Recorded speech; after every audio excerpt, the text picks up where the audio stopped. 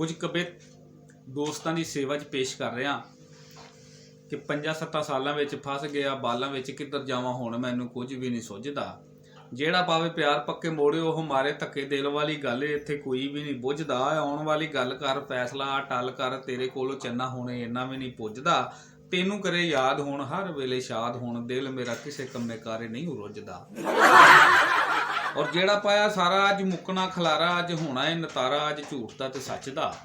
जेड़ा पाया सारा अज मुकना खलारा अज होना है नतारा अज झूठ दा ते सच दा। अड्डियां नूं चक वेखो अड्डियां नूं चक वेखो भावें बिना शक वेखो माड़ियां दा हक वेखो किसे नूं नहीं पचदा।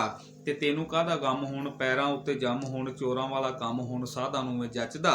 ते पहलों होया बाद वाला होया कम शाद वाला जहर तेरी याद वाला हड्डी जावे रचदा। एक कवित होर देखना कि करीदा नहीं गम उत्थे जिथे होवे कम उत्थे करीदा नहीं गम उत्थे लह जावे चम उत्थे जिथे होवे कम उत्थे नीवें होके रहीदा।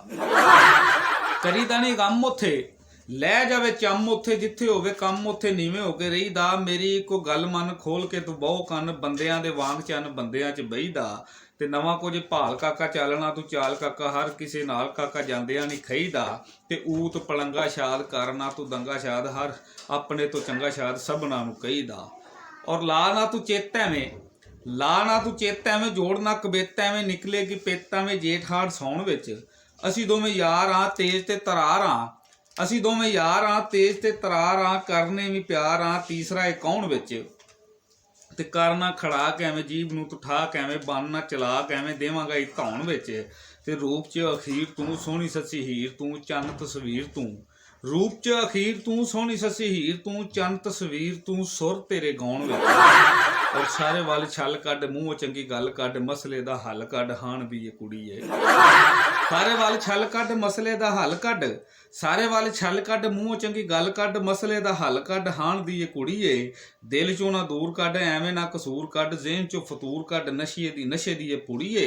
ते सिद्धी वांग तीर कड अपने चों हीर कड सिद्धी वांग तीर कड अपने चों हीर कड जीभ दी तसीर कड फैशना च रुड़ीए।